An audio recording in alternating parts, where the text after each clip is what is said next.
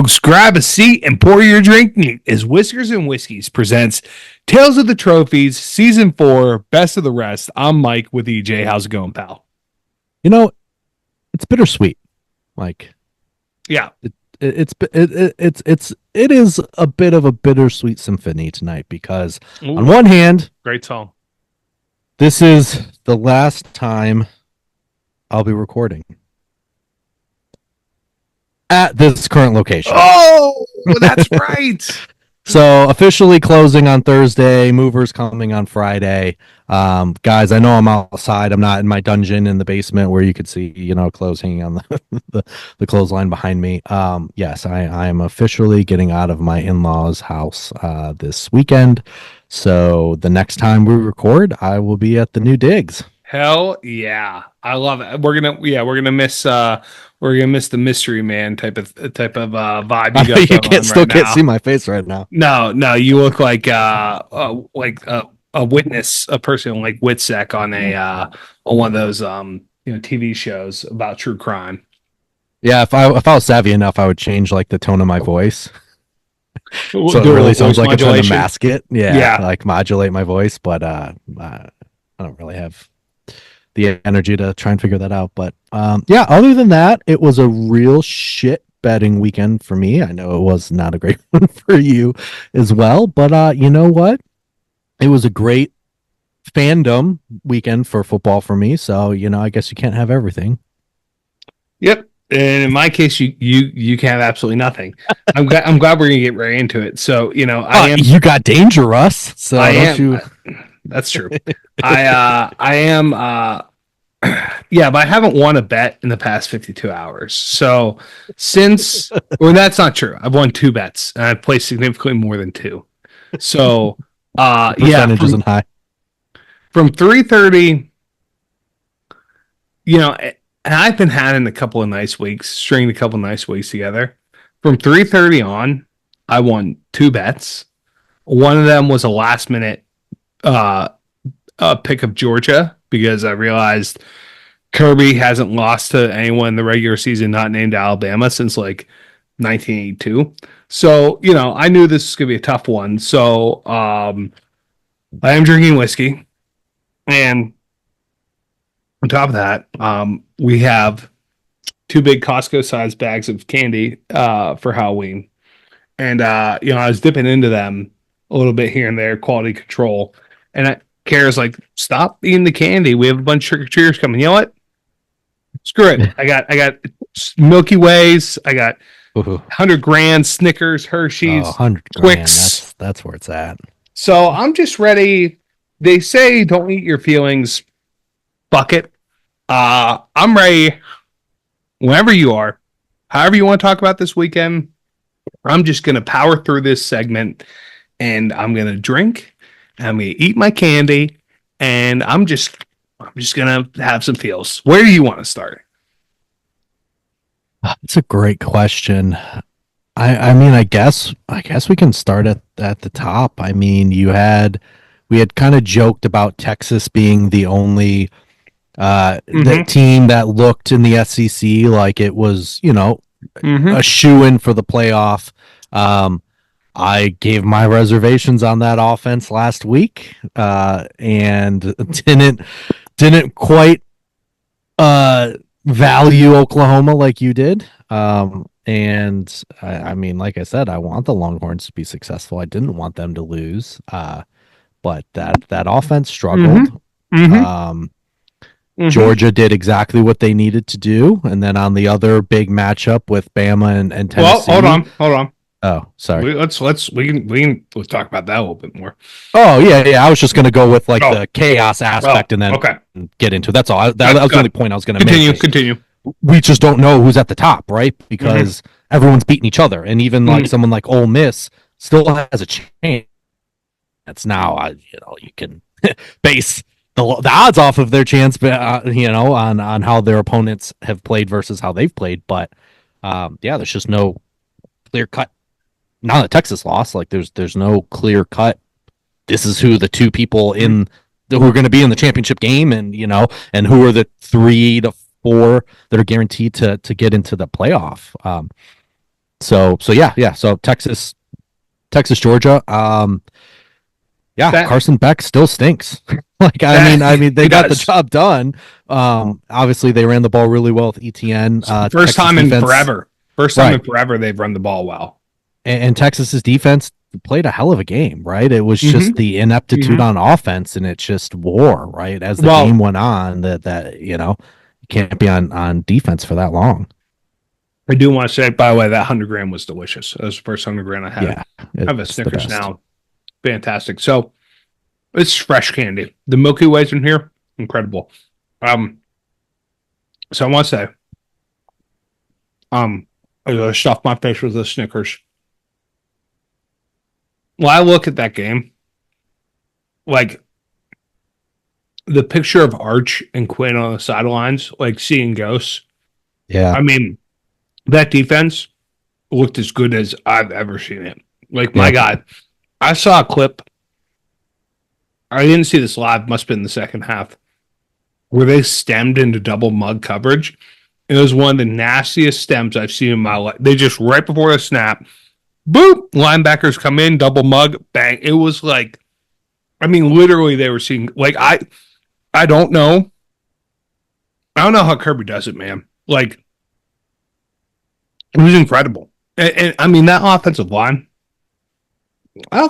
has two guys who are predicted to go to the NFL in it. Like, it's a really good, well, just this year, it's a really good offensive line, right? It's a fantastic offensive line. It's definitely one of the best. And they just got destroyed. Yeah. They just got absolutely manhandled. And, I'm not writing Texas off. It's one game, bad night. It was at home, which, it's damning, right? What happened to them? But, not writing them off. And, I mean, I was ready to write off Georgia. I mean, Carson Beck still does stink. I don't think that they're going to, as long as he's slinging the pig the way he is, I don't think that they're going to make it very far or do anything of consequence. But, like, man, that defense is just nasty as ever right now. I mean, that was a clinic. That was a clinic on defense. And I think this is where, like, my concerns with Texas not really playing anyone, and then you hit the biggest game of the year, and here you go. That's someone. Like, regardless of how I feel about Georgia, and it's not that, like, I think I've said this before, it's not that I thought Georgia was bad by any means, but I never saw them in that light that they've been talked about, like they were the team a couple years ago that won it, right? And then the team that lost, right before then. So I just never thought they were that. That was an elite team. I mean, I just never saw them as that. And the way they ran the damn ball, too. And I mean, I think someone was even saying on game day, they really were not. They kind of gave up on the run the last couple games. They're like, you know what, we're just gonna forget it, throw it in the trash. But that was not the game plan on Saturday. And I think they have no choice, right? Yeah, like, Beck is back, and I think like if you realize that. Yeah, but like, why not do it before? Like ETN and Frazier, the freshman, like those guys have been like they can run the damn ball. So I don't know, but ego, who knows? Maybe, but I will say, Sark almost did the thing though. Like I text you this: if he wanted to have a chance in that game, he should have waited to bring Arch in and started him in the second half. And that's how you beat Kirby Smart. It's very clear. Saban put the blueprint out there. When you have two quarterbacks, switch them out and things aren't going well in the first half. You actually don't want things to go well in the first half. Switch them out at halftime, and then Kirby will be seeing ghosts, thinking about the natty in 16, and then whatever the 18 in the SEC championship game. So, yeah, I mean, I guess when it comes to Texas, I think 17. It was 17. It was back-to-back years. But sorry, go ahead. I just see a very similar thing. And I mean, I probably should have brought this up before, but it didn't matter because they were winning. But like, my cap on Texas's offense would be like, who's the playmakers? Like, they have a very... It's a far cry from having Mitchell and Worthy, and their tight end escapes me now. Yeah. that all went pro, and then Bijan, and I mean Baxter being hurt. Like Wisner's been fine, right? Yeah. But like Baxter being hurt, and like these receivers. Did Bond play? I don't even. If he did, I didn't recognize. I don't think. I mean, yeah, it was hard to tell. I mean, Sauce Bolden pretty good. Is he? Like, yeah, is he? That's the problem. That's the question. I mean, he looked great at Oregon State, and I was pumped for him. Even the Golden guy, like it's just like I don't see look good in Red River, but yeah, right. Well, again, I don't put much stock into Oklahoma. Yeah, fair. I'm concerned that like what Georgia did on defense, which was fine. Like again, even if you consider them the best defense in the nation, fine. But like if you're going to win a national champion, if you're considered a contender, you have to be able to do better than that. Like it's one thing to like the defense gets you a couple times, but you get them a couple times, and it's a heavyweight match. Like no, like that offense was overpowered the entire game. Yeah, and while the defense kept them in it, I don't know. I'm a bit concerned about them winning it all. Not necessarily like finishing it out, et cetera, but if they run into another good defense, who's going to make the play? Because Ewers isn't like a Milroe that can do things with his feet. Clearly there's no Ryan Williams on that team. Like, there isn't that guy. But no one, this, I was going to say this later, but like, I mean, here we are in, what is it, week 9 that we're about to get into? Yeah. I don't know who is that good. Like, are there any teams that are really like that good? Like, I know that, I think you have a couple teams that, like, they're at the top. I don't think there's one team this year that's really like head and shoulders above everyone else. No, I definitely agree with that. I guess I just, for what people were hyping Texas up to, like, I don't know. I guess I could see them having trouble with more than one defense. Yeah, that's what I guess I'm getting at is they didn't really play that well against Oklahoma. On offense, like I said, it was more of a attrition. Like Oklahoma just ran out of gas being on the field for 3/4 of the game on defense. Yeah. So what's it look like? I mean, I guess I don't know who Texas has to play, but like, yeah, I don't know. I don't know who else. I mean, I will say though, I think if they play Georgia again, I don't guarantee the same outcome. No. So, but it's like, would I feel comfortable if they would bomb Bama's defense right now? No. Would I feel comfortable saying they would bomb Tennessee's defense?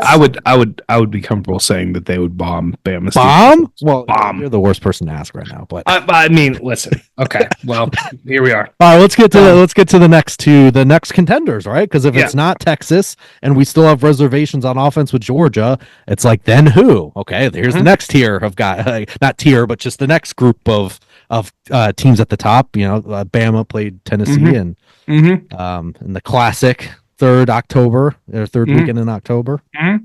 Yeah, it was real bad. It was real bad, EJ. I will say I feel like I've gotten Ia Maliava down though. It's taken a while, but I've gotten it down. I don't have to just say Nico. So you know. I don't know if you heard that name quite a few times on Saturday. Yeah, once or twice. I was sad. I mean, what do you say? Like, soft. That's the opening. I was sad. I'm sad. Soft team. I mean, that's the thing, right? Like, I'm not mad. I'm not even disappointed. I'm just sad because like it's just they're so soft. Like the defense, just terrible. I mean, just when you lose Pete Golding, and you're like, okay, maybe we'll have a good defensive coordinator. Nope, not so much. And then you got a guy on offense, you got QB, who's just like not. He's taking too long to make decisions, and his line, which is supposed to be a lot better than they're playing, it's just they're trying to do what they can, but when you take 20 seconds in the pocket to try and make a decision, you're gonna get sacked. And if you're an offensive coordinator, maybe you're like, okay, maybe we call some like more fast developing plays. Maybe we do some like design QB runs. Maybe we run to the outside a little bit, stretch out this defense, that's bringing so much pressure. Maybe we try some innovate. We don't. We're just soft as baby shit. And when we go for 4th and 1, instead of bringing in 2 additional tight ends, we've got 2 receivers out there hitting air jumpers instead of like doing anything meaningful on the play. So, that's the team that I'm looking at. And, if Nico didn't overthrow or underthrow 3 deep balls, that game could have been a lot worse as a final outcome that was. But I will say, Tennessee fans, go fuck yourselves. And you guys are a bunch of babies. The fact that you tore down the goalposts, grow up. That just goes to show that your program's not ready to take the next steps. When you tear down the goalposts in a game in which you absolutely had it's not like you were unranked and Alabama was number 1. Alabama sucks this year. You guys are pretty good. You're supposed to be a national title contender. How about you act like it and you don't tear down the goalposts when you beat Alabama at home? So, I've never been more sure that we have to catch a game at Neyland Stadium. You're going to have to just I don't know, pop in more zins than Lanning had during Ohio State, Oregon into your mouth. And I don't care if I will gladly wear crimson with you, but we have to go like that. We have to go to that stadium. We have to see a checkered sections. We have to hear Rocky Top. It just has to happen. And even more so now, because I saw the goalpost and Saban just completely solidified it. And this was another great example where I think you had this mindset as well, but it was reassuring again, because I don't think the common college football fan, even someone like myself, realizes that Auburn, Alabama, which is known for being hated, right? Saban never had to get his guys up for Tennessee. Never had to get his guys up for Auburn. So yeah, if I'm Tennessee and that's my thing, is we throw goalposts into the river, once a year. That's a game I'm throwing them in the river, the rival. The only game we care about, because they don't care about Vandy. So that's the rivalry. So I have no problem with that. I saw it as more of the rivalry aspect and not storming the court after But I mean, mid-major beating a act like you've been here before. Act like you've been here before. No. Every year. You just beat Bama not that long ago at home. Now at that point they'd lost 16 in a row or something like that. So at that point, go ahead, throw the goalposts in. Listen, it's just come on. Since I've been a Michigan State fan, I might have seen more Michigan State wins than Michigan wins. To be honest with you, I'm just in a very fortunate time in this rivalry. If they want to rip down the goalpost after only absolutely losing, should this year. And we've only lost 2 in a row, and obviously they knew our plays, so do they count? If you guys, rip that shit down. We've done that. We've done that. We've beaten this team. But Michigan's the defending national champions, and Michigan State is in a rebuilding year. I mean, okay. We can, but I get what you're saying. But as of now, they are the defending national champions. I don't even see them truthfully. Yes, they won, but this is not a noteworthy win in the sense of we're beating a good team. They're terrible. They're not a good team. Yeah, they are. And that's why a rebuilding team is in this. I can't believe it's 6.5. It should be probably shout out the Illini. Shout 2.5. My only bet that won that I picked. Yeah, and that's the thing. I would be fine with it just because I hate them. It has nothing to do. It's only been 2 years since we've beaten them last, right? So it's not been this huge drought. Obviously, very questionable bullshit. Regardless, they were more talented. Probably would have beaten us anyway. But obviously, there's some asterisks around the last 2 wins, around their scandal. But yes, I would gladly allow that from a standpoint of the rivalry. I don't care if it was prime Mark D'Antonio and it's Rich Rod on the other side. Rip that goddamn goalpost down. Even if we're the ranked number 5 and they're always ranked because it's a bunch of bullshit. Tear it down, man. It's a rivalry. I know. Bama fans would never, but like tear that shit down next year when you beat them in Tuscaloosa. Yeah, like, right. Yeah, tear it down. Nick Saban will allow it. No, it won't. I you know, if Nick Saban had any say about it, the two wide receivers that did the jumpers would still be at Neyland Stadium running gassers. So they would actually have to run gassers the entire way back to Tuscaloosa, which would be quite a feat. But no, man. I mean, just sad. Just like, again, not mad, not disappointed. Just like sad.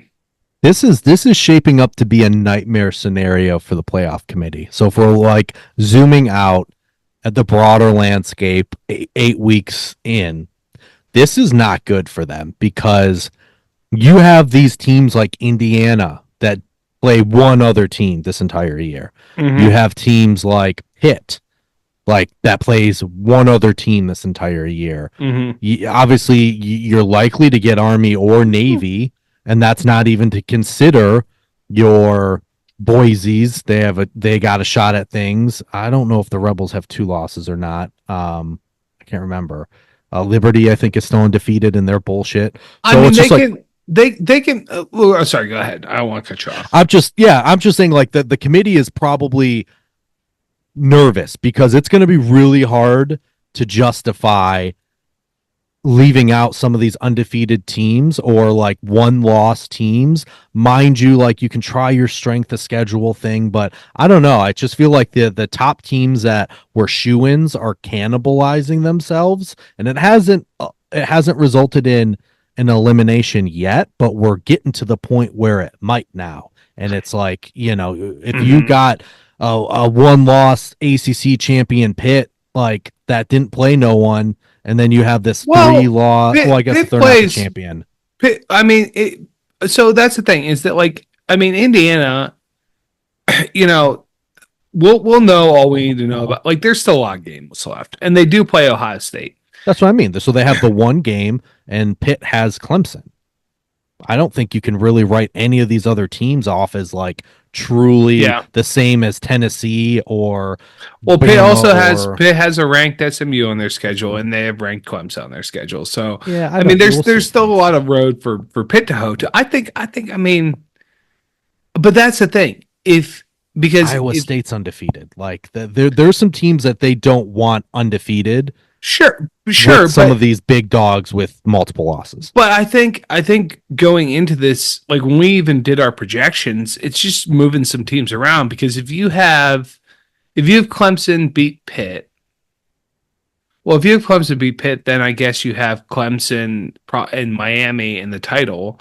So you could have Clemson, Miami, Pitt. If Pitt beats Clemson, you're kind of easy there. If Pitt goes undefeated and gets to the ACC championship with Miami, you're all set. Like you can decide what to do with Clemson based on record, but like they lost to Georgia, they lost to the team that played in the ACC championship. You're good with Indiana. I mean, it's all depends on like the caliber of the loss. If Pitt were to lose to Clemson by like a field goal, and same with Indiana and Ohio State, like if it's a super close loss, then it's a lot harder to keep them out. If they get stomped on, then I think you can a lot more easily. I mean, it sucks that one game determines your future like that, but I mean, from the Big 12 though, well, I guess you have BYU and Iowa State, huh? I just think we're approaching a possibility of what if Georgia loses to Tennessee and Ole Miss? Are you going to keep a 3-loss Georgia team out of it versus a 1-loss Pitt that lost, say they go undefeated, lose in the ACC championship game? BYU and Iowa State, or Kansas State beats one of them or something. If you have that same scenario where it's a 1-loss conference, but they get to the championship, lose, but you can clearly say that Georgia's strength of schedule and losses are more important, or you have a bunch of SEC schools, because our predictions were that there would be 2 undefeateds, right? Like, or 1 undefeated, one loss. That's not going to happen. We could have two loss team in the SEC championship game. The Big Ten now has Penn State and Ohio State have to play each other at least, so that'll even itself out in the sense of 1 loss on one of them. But that's almost an automatic 3 in there, and then plus you have someone frisky like Indiana. I don't know. It's just like I think this is potentially like nightmare fuel for them because the SEC specifically, and I don't even know who's beyond the 4. I'm not even looking at standings. I don't know. Like, is there anyone else that can still only maybe 2 losses not being talked about that can jump up there and make it even more complicated? I'll take a look. I mean, to be honest, where we stand right now, I feel like I remember us having this discussion about like the 14 playoff last year, and everything just sorted itself out. Yeah. Like I could see we got a lot of road left. Like, sure. No, absolutely. But I'm saying, I think if you're the committee, you're starting to lose weeks, right? And now it's like you're starting to think about like what ifs and what ifs and what ifs. And I gotta believe that there are some of those people on the committee hoping, like you said, that it works itself out. But we're getting to the point now where you have these Iowa States, these BYUs, these Indianas, these Pitts, Navy and Army, and you're getting too many of these teams, Liberty, that you need to lose. Like Boise. I think it's gonna. I'm not. If I were on the committee, I would not be hitting the panic button yet. I would not be hitting the panic button. Not yet. But I think it's got to be gaining their attention, right? It's got to be like now, like okay, now we're monitoring the landscape a bit more. I don't think those guys do anything anyway. They're a bunch of fucking idiots. Like it's a bunch of bullshit anyway. But I think some of them are scoreboard watching, and I know they wouldn't, until week 12 anyway, normally. But watching their pockets grow. Well, I don't know how much they. I mean, if you're, you gotta be like super thrilled with the way this season's turning out because it's like it's a perfect first season for the 12-team playoff. If it would still be a 4-team playoff this year, it's like, I mean, well, you wouldn't even be talking about Army and Navy. Like you would, you'd be talking about them the same way you talked about JMU last year, right? So, and then that sorted itself out too. So that would be even worse for them. They've got to be happy that they went because in that 4-game scenario, you're not getting more than like one SEC school, right? Because you're looking at like an ACC champion, these stupid Big 12 champions, the Big 10 champion, and then you're getting the SEC champion. Yeah. So like this would be nightmare fuel for them right now. It would be a situation of 2 Big 10 teams over the Big 12. Unless you have like undefeated. That's what I'm saying. At this point, like I don't know what Iowa State's schedule or BYU schedule looks like, but if they don't play anyone, it's the Big 12. Yeah, but you can't not keep an undefeated conference champion. I say that in that it's the Big 12 and like things someone happen. will beat another. Yeah, one, Iowa State. Yeah, I don't know. It's just like it's been interesting, and like you said, like our predictions to begin with are along the same path. Probably wrong teams in a lot of the cases, but like the SEC is starting to cannibalize itself. Like I didn't think big time, and there's still some big games left, right? Like we're not even done yet. So that's just interesting, and it's interesting some of these undefeated teams. Like there's more at this point in time than I thought there would be outside of the big dogs, right? Like Indiana's, your Pitt, especially. Like that's surprise. BYU, like Iowa State, that's surprising at this point. But it should make for a great, selection Sunday or whatever they want to call it. It should make for a great one, and I mean, hopefully, it results in some good games. Like, I think worst case scenario would be just, I don't know, 1 through 4 obliterates everyone anyway. I hope that's not the case. I hope there's a bit of no. I think there's a lot. I think there's a lot of parity across the teams right now. I don't think that. I mean, even Oregon. I don't think that they're head and shoulders above Ohio State. I think no, not at all. Yeah, I mean, although they were without their best defensive player, so it was a close win, but should not have been. They left a lot of points on the table for one reason or another. So yeah, no, exciting, and now we just going. It's I don't even want to like talk about it, but like the weeks are kind of dwindling. I was thinking about that. Yeah, it's like when I was typing in everyone's their picks for the podcast in our spreadsheet for the Pick'em challenge. I was like, there's not too many columns left here. I don't like this. Yeah, I want to. Yeah. Oh, I'm so sad. Bama's so bad, and I just don't win any money. This sucks. Well, I will say I'm thankful that I've had a couple good weeks before this one. This one's very bad. I've not had a week like this since. I'll tell you when, because it came up as a memory. Well, let me just tell you while you look. Yeah. If you want to make some money, it's Michigan State money line. I love how confident you are in that. And you've known me now. Like yes. I am very rarely calling my shot. It's not just, it's the rivals, so we're going to beat their ass. It's not the case. I needed to see the Iowa game, and I needed to see them play Illinois. Both of us coming off a bye. I needed to see it because it was trending in this direction for me. But after watching us play Iowa and not punt the ball against a very good defense, and their offense is very much like Michigan's, where they just don't have a passing game. And then watching what Michigan did at Illinois, man. Yeah, I think I'm, take the points if you want your medicine, your vitamins, but like I'm definitely going to take those points, gladly take 6.5. I guarantee you that won't go over 7. And then I'm just taking the money line, like I took the money line, Michigan State and Iowa. I love the confidence. I hope you're right. And I mean, Illinois is the only team that really won me some money, so I'm gonna trust in you, my friend. I'm gonna trust in you. October 5th, 2020. That was a bad day. A bad day. It's probably a bad day for a lot of reasons beyond betting. In the heart of the pandemic. Well, who knows where we were at that point? I was at a wedding. My wife. Outside.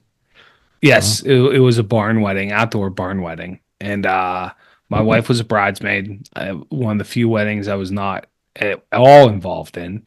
So I was just drinking in my room, watching college football. This was shortly after like online betting was legalized in Pennsylvania. And boy, I just just so many losses. So many. Bloodbath. Yeah, it was a bloodbath. And I didn't have weeks like the past couple leading up to it to make the medicine go down any smoother. So I'm hoping people are, what's happening right now? Am I winning any money right now? Let's see what's going on here. We got the Ravens. We got there's points. Points are being scored. Let's see who scored here. Did I win? Evans scored for the Bucs, I know. And I came outside. Baker? Oh no, Baker passing touchdown. Mike Evans scored. Okay. Yeah. I didn't bet on him. Justice Hill? Are you kidding? Justice Hill? Not Henry. Mark Andrews. Thank God. Oh, he's catching touchdown passes. I really need a Derrick Henry touchdown though. If it was a receiving touchdown to Justice Hill. I'm gonna need a Derrick Henry touchdown. Real. Give me a roll tide one time, Derrick Henry. Give me a roll tide one time. Roll tide one time. Derrick. Okay. Trophy. Do you want to address what happened at the end of last week's pod? Yeah, right at the end of last week's pod, I almost lost my shit because we're gonna talk the Jefferson Eppes Trophy, and I was just like, I'm sorry. You said we're Or are we talking about the New York financier, Jeffrey Epstein? Are we talking about that trophy? I'm like, what? Yeah, like I clocked your looking at me funny when I said it, but you obviously let me finish. But I was just like, I don't know what his reaction, like, because sometimes you usually have like a facial expression for the people that are listening and not on YouTube. Usually when I say like what, I mean, he has access to the schedule, but I don't think he's watching or looking at it religiously. So no. I think a lot of the times when I say what's coming next, it is just like, oh, okay, cool. Yeah, legend trophy. Very exciting. You usually do have an honest reaction to it. Yeah. So it didn't surprise me that you had a reaction, but I was like, I don't know. It seems like a bigger reaction or like a different reaction than usual. And I'm thinking, why? Then he told me after we. I'm like, as soon as I stopped the recording, I'm like, I'm not gonna lie, I heard Jeffrey Epstein there. And I was like, what are we talking about? We try and get canceled?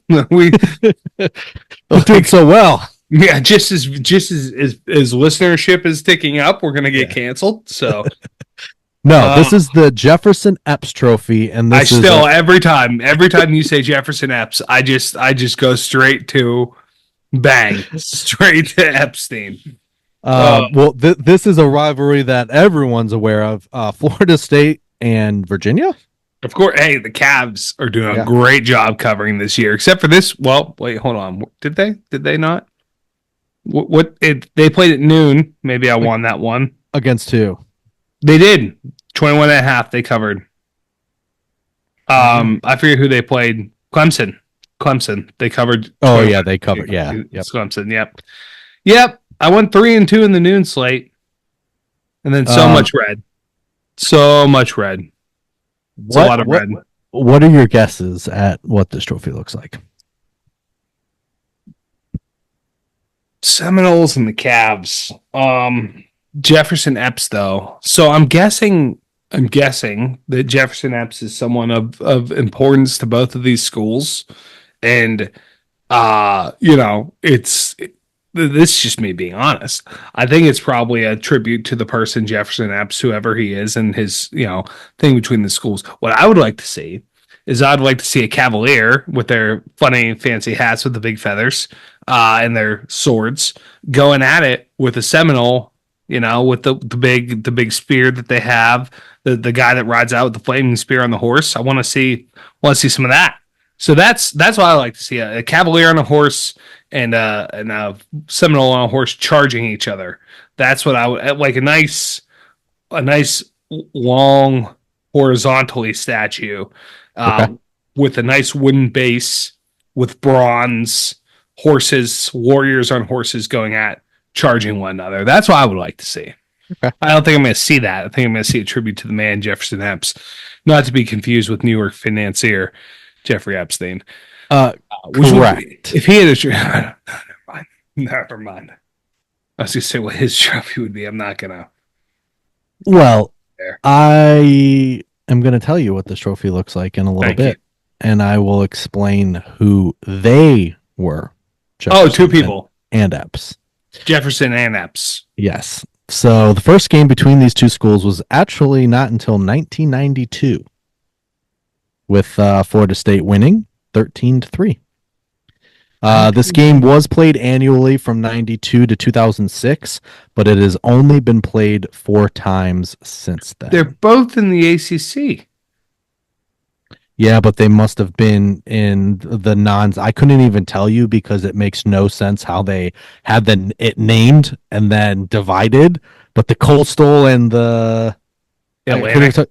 Yeah, there you go. Atlantic. They must have been on the opposite sides, and just the scheduling wise, it might take every 3-4 years to play one of the other. How divisions. Do you split that out? Coastal and Atlantic. Like, yeah.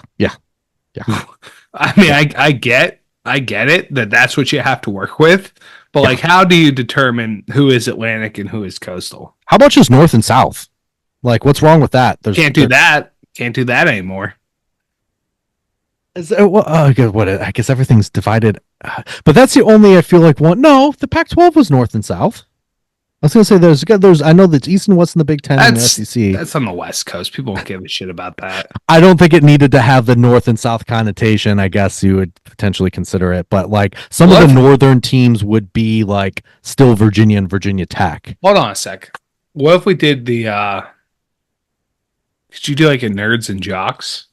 Does that work in the ACC? Hold on. I don't know. Is there enough nerds? Is there enough nerds? Yeah. There's so many nerds. They're all nerds. Georgia Tech. Hold on a sec. Let me see. Wait. Let's build it out. I like doing it off the top of my head. Oh, you want to do it off the top of our head? Okay. I'm sorry, what are the nerds? Like, so how many? Georgia Tech's the nerds. How many do we need? How many are in the conference? I guess now you used to have before the 3 additional ones that just got added. So it was So if it was because it was 14 because they're 17. 14. Now, right? Okay. All right. So you have to do 7. So Georgia Tech nerds. Yep. Clemson bros. Let's do bros. Bros versus nerds. Well, I feel like nerds is what we have to like get to though. Like, can we find enough of them? Yes. What are our 7? Okay, so Georgia Tech nerds. Duke nerds, Syracuse nerds. Are they? Is that a nerd school? Okay. They're journalism school. Okay. Nerds. Not Miami. Not UVA. UVA. Kind of. It's like Ivy League, isn't it? It's basically they say they're the Ivy League of the South. Yeah. Okay, so that's 4.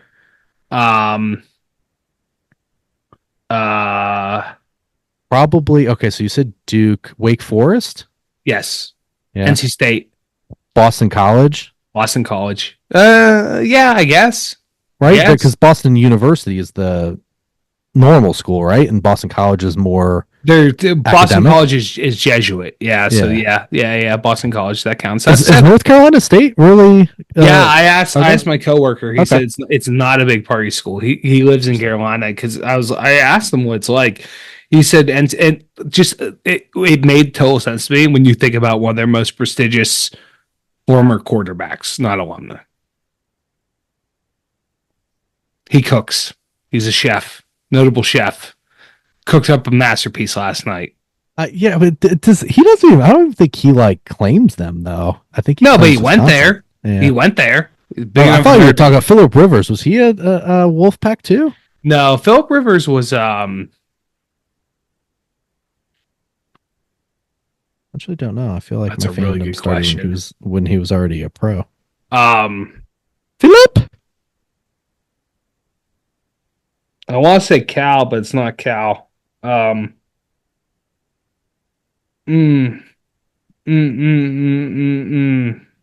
was right. He went to NC State? Mm-hmm. Wow. Okay. Well, there you go. Long time ago. But yes.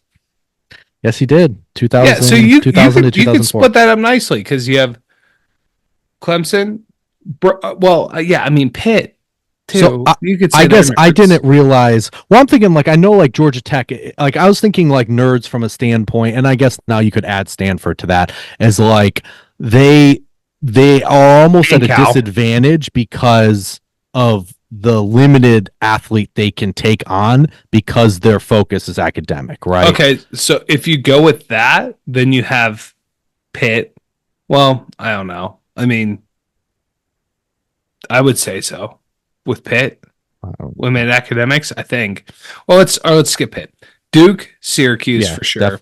See, I did not know Syracuse was that good academically, so that's why my numbers was low. Like I don't know much about it. Virginia Tech. I was gonna say I was thinking like Virginia Tech could be on that. Georgia Tech could probably be on that. Yes, Virginia Wake for Forest sure. Is really hard to get Wake into. Forest, right? yes. Yeah. So NC really State's close. a state school. Boston College though. Stanford for sure now. Yeah. And then like Cal and like even North Carolina kind of like they pride themselves on their academics too. So now that I guess like now that you say that that's got to be the biggest nerd conference, right? By far. Without a doubt. Yeah. That's not even close. It's like, especially now after we rattle all those off and it's like, well shit, like yeah, no wonder they're always bad at football. A lot of smart schools. Yeah, good at life, bad at football. Got it. Yeah. Yeah. They're going to do great things, just not on the football field. So this Florida State leads this series, shockingly, 14-4. So it is a limited series, but they decided to have a trophy. And we're going to have a side conversation at the end about that. But why don't you scroll down and tell us what this bad boy looks like? Whoa. How about that? I mean, you talk about nerd schools. That's a whole lot of letters on that plaque there. So it's a big old, almost like a cube, a little bit taller than a cube, wooden base. With there's a lot of rich graining on the wood, with like a lighter finish to it. Shitty craftsmanship on the base. You can see all the, or maybe that's not nail holes. That's it's just some imperfections in the wood. Though I will say at the top, that's not great edging there on the molding. There's a base that says the Jefferson Eppes Trophy, established 1996. Also was for Thomas Jefferson. Thomas Jefferson, statesman and founder of the University of Virginia. That's what I should have guessed. Yeah. I was surprised your head didn't go there. Yeah, I do love him. 3-time mayor of Tallahassee. Okay, hold on. Thomas Jefferson, statesman and founder of the University of Virginia, was the grandfather of Francis Epps, 3-time mayor of Tallahassee, Florida, and longtime president of the board of trustees of the seminary west of the Suwanee, now the Florida State University. They started a seminary west of the Suwanee? Okay. As a teenager, Epps received the following advice from his grandfather. Gotta zoom in a little bit more, because that's even smaller font, which is ridiculous. While you endeavor, be a good... Oh, boy. Okay, get a little bit closer. While you endeavor... by a good whore of learning. While you endeavor by a good whore of learning, sure, let's go for it. To prepare yourself to become a useful and enlightened member. Distinguished. Okay. Useful and distinguished member of something county. Your country. Of your country. There we go. Are you seeing this somewhere else? No, I'm actually like zooming in on this grainy picture. Okay. Of your country. You must remember that what? I don't know. Something never. I can't. Those never can be eating meat with vodka without uniting. Without uniting blank with your learning. So I don't know what that word is. Meat. It does look like meat. It does look like meat. Merit. Merit. There it is. To commemorate the dedication of the whatever. Okay. Anyways. Yeah. It's a lot. But that's basically telling the story. Like this, if you were to ask me, what's the history of this trophy? It's literally there, right there. Okay. I think it's on that plaque. Okay. So Thomas Jefferson told his grandson Epps, yeah, do good. Be a good person. Yeah, be a good person and learn good things. Yeah. And then there's a nice little silver water pitcher on top of it, which is very ornate, very, very ornate water pitcher with an ornate handle, ornateness of the design. It's a very nice pitcher. I guess it's not even what is this called? What's the thing that they play for? Like a claret jug. It looks like the claret jug. Kind of. So, yeah. That on top of a big old wooden base with the years that if University of Virginia 1995, Florida State 1996, Florida State 1997 on the side of the plaque. So I found this is actually interesting. I found it today. I always do this because sometimes I do the research initially later at night. So I want to double check to make sure that I don't, sometimes, especially in an instance like this where I didn't find a ton of history on like how it became a trophy. I always like to double check myself, and I'm glad I did because I found something I don't know that I would have found, but there was a newspaper. So this was like a website that has digitized apparently this periodical, but this periodical does it's the the Tallahassee Democrat, and this was from the November 19th, 2011 edition by a guy named Gerald Ensley. So he's talking about the trophy and actually has some good information that I couldn't find anywhere else. So I'm just going to read from this article. So let's see here. Okay, so then Florida State president in 1995. So this is when the trophy was first created. So we had mentioned that they didn't play each other until 92, and then it took a couple years into the them playing each other annually for them to decide to have a trophy for this game. And it was the Florida State president at the time, Sandy Dallenberti, who commissioned the trophy in 96 and acknowledged Virginia's victory in 95.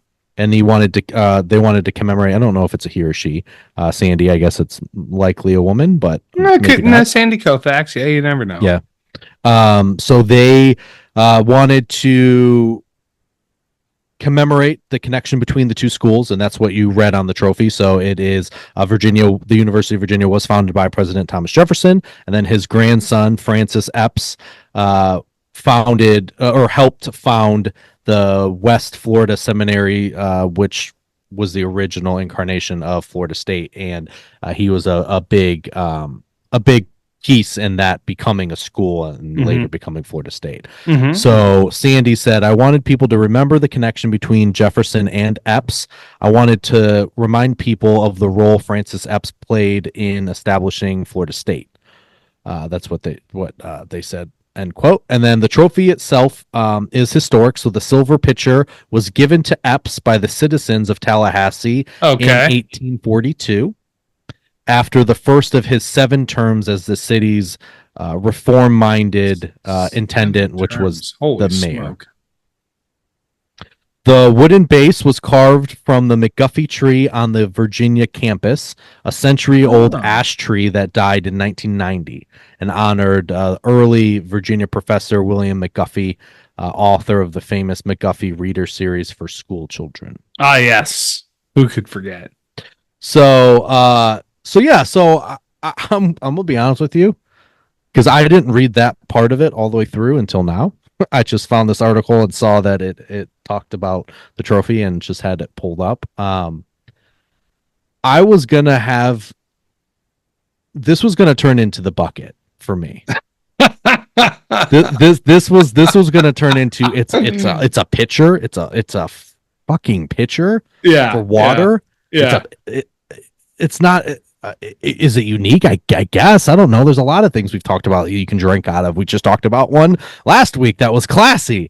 This is just a pitcher. It's a pitcher with some, etches on it. So I was about to go off, but now that I understand that the pitcher is from 1842 from the citizens of Tallahassee for Jefferson Eppes, and then the base is as I don't know, maybe not like it doesn't look appealing, like it's not a cool looking base, but the fact that that's from a century old tree on UVA's campus. It's a hexagonal base too. I thought it was a cube in the first picture, but it is a hexagonal base. So no, that's a good point. It's a good point, AJ. I mean, I was very underwhelmed until I just read. Yeah, that helps. That helps for sure. Yeah. Some fun things to consider, and I'm really glad I found this article. So Florida State won the trophy in 96, and for the next 4 years, it was displayed in the President's Box at Doak Campbell Stadium. In January 2000, the trophy was stolen from the President's Box. Oh! During the celebration of Florida State's second national championship. It was found 2 days later, abandoned in a classroom at Florida A&M University. At Florida A&M? So how did it get stolen from the President's Box during a national championship celebration and then end up at Florida A&M's in a classroom at Florida A&M? Hold on a sec. I'm very curious now. Hold on. This is good. Florida A&M. They're 4 minutes away from each other. I was to say they had to be close. Yeah, they're 4 minutes away. Okay. Could you imagine if it ended up in like Miami? Someone just drove it hours south. Well, yeah, that's the thing. I'm like, how far apart are these schools? Okay, so it's walking distance. So I mean, in the celebration of the national championship, you could very well have just walked straight from Doak Campbell. I mean, it's a 5-minute car ride. You could for sure walk to Florida A&M from there. It's a 20-minute walk. Yeah. I guess just imagine being clearly an A&M student. I mean, I guess it's A&M, so you'd probably still be a fan of, one of the bigger schools, I guess. Okay. Let's make it a little bit more sense. I'm just like, why were they there? Why was a student at A&M anywhere near the president's box at a Florida State national championship? So I guess I don't know, but I love it. I love it. So now after that, after it was recovered, it is now displayed in the Florida State Athletic Administration's office on the 4th floor of the Moore Athletic Center. That's obviously Florida. That's where it resides because Florida State has beaten them recently. However, this game is not played this year, and it's probably very good for Florida State that it's not. That is good. But it is being played next year, so they better get their shit together, or this Jefferson Eppes Trophy is going back to Charlottesville. Okay, let's see here. So that trophy. Oh, I guess I did jot some of this down. Interesting. Okay, so 7 years after the football trophy was created, an Eppes statue was created and placed as a focal point of the Florida State Legacy Walk in 2002. It was actually the former Florida State president, Sandy, that spearheaded the effort, and which is also like a boss move, right? So not only do you get like a rivalry trophy created, we'll say rivalry is a loose term, but still a trophy, a college football trophy created, but then you just like double down and get a statue as well. Yeah, what the hell was she sleeping with Epps? Like, was she like going humping his corpse at night? Like, what's? She was very, very appreciative of his. We assume it's a she too. It could be a he, but well, I mean, they were very appreciative of. Yes, Sandy seems to really be a big fan of Epps, and by all accounts, seems like an outstanding fella. So, well, that statue was later became controversial in 2016 due to Epps' history of expanding his slave ownership to encompass. Oh boy, several working. I say he sounds like an outstanding fella. You could have given me like a little. Let's stop talking about it. Had that history of expanding his slave ownership to encompass several working cotton plantations prior to the American Civil War. Of course, yes. And he supported the Confederacy in various ways, including organizing night watches to catch slaves in the streets of territorial Tallahassee. Of course he did. Yep. And then they took the slaves to an island and they had baby oil parties. So, oh boy, of course. Yep. So despite this history, though, Florida State students voted by a large margin, 72% to 28%, to keep the Epps statue. Whoa. However, the administration moved it. So the administration moved its location out of the Legacy Walk in 2018. But eventually in 2021, the Florida State president, John Thrasher, ordered that Epps' name be removed from the College of Criminology building and that the statue be permanently removed from its campus display. And this also came after Thrasher decided to accept the recommendations from the president's task force on anti-racism, equality, and inclusion. What do you think they do with all those statues?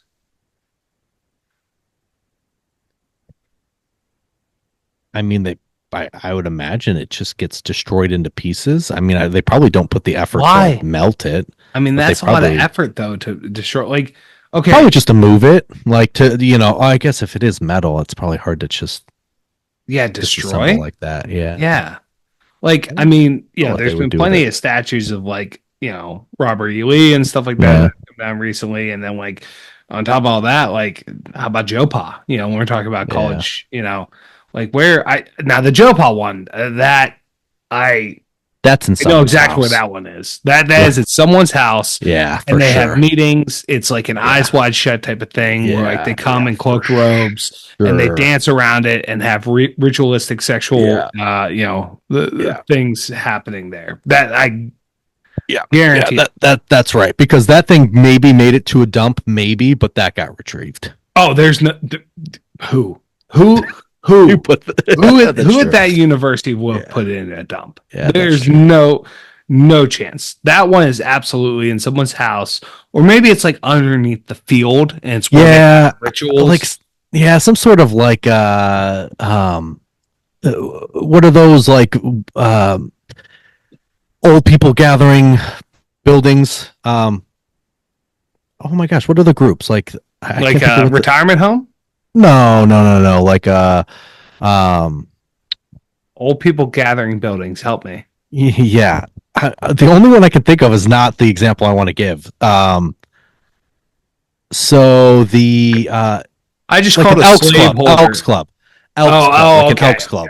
Like, so it's some sort of like alumni group of older gentlemen that have just like an Elks Club that could, like you were saying, do like ritualistic, like, things like that. But that's probably where it sits, in some sort of hall like that. I'm thinking straight eyes wide shut. I'm thinking that there are real ritualistic sexual ceremonies where they're trying to conceive and birth like the reincarnation of Joe Paterno to take the Nittany Lions to the promised land, and they hold these ceremonies fortnightly. Like, that's what I'm thinking is happening here with the Nittany Lions. Sorry if this offends to any Penn State fans that might be listening, but I'm saying what I honestly, I think if you tell a Penn State fan, they'd be like, yeah, I mean, I hope so. Like, that's, but anyways, well, that's my new tin hat conspiracy theory about Penn State and college football. But yeah, I mean, what does happen to those statues? They probably just sit somewhere. It's probably just, I mean, the Joe Pa one, I do think that it's definitely being venerated somewhere by someone. But like this Epps one, probably just in the basement somewhere of some building. I would guess that like it's probably kept in some sort of government building, because like what they wouldn't want is, one, you're going to have supporters that wouldn't want it being defaced, and then two, you wouldn't want it to be another news story of it being in a location that people mess around with it, and et cetera. So I bet you they just probably have some sort of just government building where it's just like all these Confederacy just that to hang out. Could you imagine though? It's just like next to like a decommissioned plane, and then there's just like Robert E. Lee on a horse. Like, some of the statues are pretty sizable. Got to stick it somewhere. Probably like where they store. I mean, depending upon the state, where they store like their like snow plows and stuff like that. The same warehouse where they put those. Just toss that sucker in the back. Yeah, that'd be terrifying. You have like a late shift, and there's just like eyes looking at you. God, that would be terrifying. That actually would be scary as all get out. All right, why don't we get to our rankings? That's all I got for the story here. So, what are you thinking for Lux? I don't know, man. I mean, I'm kind of not in the best mood, despite my candy and my whiskey. I did my best, so I'm not feeling super generous. It's very middle of the road for me. Yeah, my history is gonna be higher, but this is like a super middle of the road trophy, so I'm gonna say like a 2. Okay, I'm gonna go.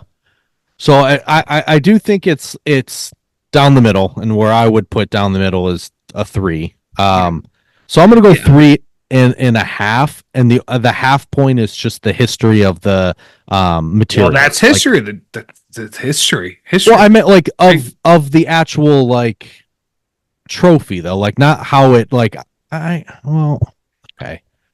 I guess so. This one is awkward because it kind of bleeds more than most do. So we're just going based off of looks and idea of it.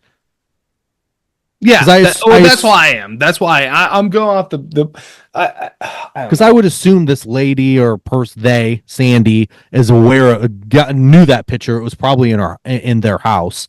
Yeah. So I think the idea was probably like this picture has to be a part of it because I know it's Epps. So that's why I think like having that part of it matters when it comes to the trophy. I mean, it didn't explicitly say that. So I guess if it doesn't explicitly say that, then I'm just making my own assumption, drawing my own conclusions. No, I guess. Okay. If we're just talking about a picture on a piece of wood, it's 100% a 2 for me. I would say if you're including the part of like the century-old tree and longer than a century-old pitcher that was Epps himself, that bumps it up to like a 3.5 to me. So I'm gonna do myself a solid here. Okay. I know why. Because I was like, what do I have as the lowest ranked trophy this season? Well, the lowest ranked trophy I have is the Apple Cup at 3.5. The Apple Cup is way worse than this. The new iteration of the Apple Cup. Yeah. The original Apple Cup was excellent, which is why we bumped up to 3.5. We did it as a combined. So I'll say, given the history behind and I said Mo Overrun gave it 2 because like I said, not super happy-go-lucky. I'm going to give it a 3 given the materials that were put into it. Okay. Now, but this also does bleed, I think, into the history. Sure. Which is like, I have to be real careful here. Epps and Jefferson, both big slave guys. So the people themselves, you have to take that out of the history of the trophy. Sure. And of the people.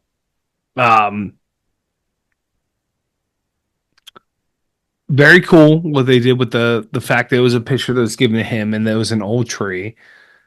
Not a very long history though, like has been around since 96. Like the theft ended up at Florida A&M. Yep. Then they locked it down. Kind of hate that. Yep. I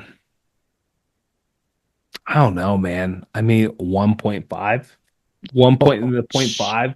Jeez, okay. Yeah, the 0.5 that they get. I mean, like, is that too harsh? Am I just being real dick today? Yeah, all right. Hasn't been.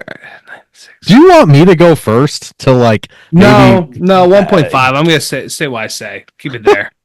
Yeah. Okay. The history for me is like a 3.5. We are not that low because it has not been around for very long. However, I think the fact that it's already been stolen in that short of amount of time, we've had trophies that have. That's why I give the 0.5 is the theft. Has been around for like decades, like more than just the 2 decades this has been around. I guess it's 3. But I don't know. I just think that since there was already a theft in it, I think the materials matter in the sense of that, and I think like while. I think the idea behind the finding the connection between the two schools, I think it makes sense why it's Jefferson and it's Epps.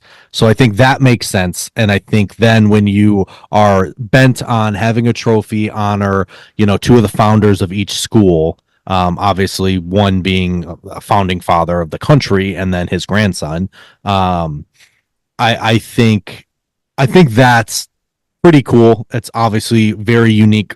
Only a handful of schools can even utter those words. So I think that's awesome. And then the fact that they were able to literally find like materials to match the overall theme of it. It's not just honoring someone and it's like, like the Ben Schwarzenwalder or the George Jewett one where they were just honoring someone, but the trophies themselves, it's not like they had like the whistle that the coach had and his visor. Like the fact that that material and stuff like that gives it probably a much bigger bump for me than you. But it's still not anything crazy. So that's why I wouldn't put in the 4s, but I think if average is 3 for me, I think it's slightly above average. And I think a lot of that has to do with the materials. And then I like that it's already been stolen, and it probably wasn't even stolen by it wasn't even stolen by the losing team in this aspect, which also just is a fun side note. I'm gonna give this a 2. I'm gonna give this a 2 and bring it up a little bit, because when you talk about middle of the road, like, yes, there's a lot of things that help it around, like the history of like Jefferson and everything like that, but I also bumped it up the looks because of the materials. So I don't want to give the materials too much class on this. I think something that hurts it is just that it hasn't been around that long. Yeah. And like it was stolen once and they're like, all right, we're shutting it down. That's not happening again. And now it sits in the president's box. So I'm actually just, instead of being like, that actually brings it down a little bit for me. Okay. So rivalry itself, this is where you can be mean. This is where it's a 1. Yeah. And that's where I think some of this might be drawing from the other ones, is like it's not talked about. These schools don't hate each other. It's never competitive. So, and it's not even played regularly. That's a huge problem too, right? It's not played annually. It might be played more now that the divisions aren't a thing. But yeah. One on rivalry, and I think 1 on competitiveness. Yep. Too. And so then bottom tier. This is as much as I love the material, it's still a fucking pitcher. So this is the first lower tier for me. It's a high low, but it is I can't put it in the mid. Yeah. Well, I'm just not very happy. I'm a sad boy. I'm a sad boy. I ran out of my Hibiki. This other whiskey's garbage, and I don't feel like having too much drink tonight, so I don't want to tip into anything. It's nicer. So that's where I am. I have plenty of candy here, but I'm having some nicotine, so don't want to do that either. So just gonna. Is this a low tier for you too? You didn't ever really answer. Yeah, it is. I said bottom, but low. Whatever. Bottom. It's been so long that we've like put one in that. I couldn't remember what we even called it. Bottom tier. That's right. That's what we call it. I will say I will say I think that this is even though it's a low tier, I'm glad it was included in best of the rest, because I do think that there are a lot of unique things about this trophy and a lot of thoughtfulness into it that makes it worthy of discussion here on the podcast today. And I'm curious because I think you were going to mention this before. I might be stealing some of your thunder here, but you said at the beginning, I want to talk about this, about how the fact that you were mentioning how it came about in 1996 and like how it was created, and you wanted to talk about this. Like, I do think it's very interesting that like this is almost the opposite of like the civil conflict between UConn and UCF, where like the worst school, the UConn, came up with a trophy for their rivalry with UCF to like make it a thing. And this is one where the better school by far is like, you know what, let's come up with the trophy here. Right. I think that's super interesting. And I mean, were you also, I was curious, like, what was your other kind of thought process on that? If you can remember, like, was there another driving thought that you had? Because I kind of have an idea of where you might have been headed with that thought. No. If you start, maybe I will remember. Like what does it take to have a rivalry trophy? Oh, yes. Okay. Yes. and that's where, because we've thought a lot about the other side of it, right? Where it's like, I had messaged you, what does a trophy look like for Alabama and Tennessee? Because when you have Nick Saban, arguably the best head coach of all time, and obviously a head coach for one of those two schools for however long it was, 15 years, 10 years, whatever it was, how does something like that in the South, where they would appreciate it, how does that not have a trophy? So it was like, when you start asking those questions, and you had a really great idea, but we're not going to spoil it because we've been thinking about doing potentially a series where we pitch some ideas for some of these rivalries that don't have trophies. But then it was on the flip side, and it's like, this is an example of like, a football game that had a college trophy created for it, right? Like, or it's not a rivalry. So it was just an interesting thing, and it was like, are you good with that? Because like me personally, I just love like these trophies. Like I feel like a part of me is like, I need more of them. And then when it's like you do this episode, it's like, but do I? I don't know. I don't know. It was like a weird kind of dilemma for myself. Yeah. I mean, certainly, yes, Alabama and Tennessee deserves a trophy, right? But to your point, it's like Florida State and Virginia, did they need this? Like, did you guys need to do this? I would feel better if I would feel better if we had talked. Oh, and I'm an idiot. I should just talk to people that I know that went to UVA at least. I would love to know, like, do you even know this trophy exists? Is this something that you even talk about ever? Like, do you like that it exists? Are you excited when you win it, even if it is, for obviously I assume UVA fans would get a kick out of it. But if you're a Florida State fan, is it still just hardware, right, to have? Yeah. I don't know. Yeah. I feel like I'd feel better about it if there was a sense of want with it. But as it stands now, like, I don't know. I think that there's I would love to see more situations where trophies get created based on rivalries as they pop up. Mm-hmm. Like, like I think you could make a real case that like Alabama and Clemson should have a rivalry trophy. Now, how much are they going to continue to play now in the expanded playoff and everything like that? And Saban leaving, and Dabo, well, obviously they're ranked number 9 right now, so he persists for now. But like, I think that's a situation where it's like you could make something of it. Yeah, I think when I look at some of the games that have happened this year, depending on how especially with the conference shakeup, Cal and Miami, maybe you guys need to start talking about a rivalry trophy, right? So like, I think that I would love to see more situations where we start getting some new ones being created based on, like, War on I-4 was a good one. I think that there's definitely some situations that are being created now where it's like, it really shouldn't take that much, because there is like, when the hate just comes so naturally, like, especially after a couple contests, like, I think that's all you need.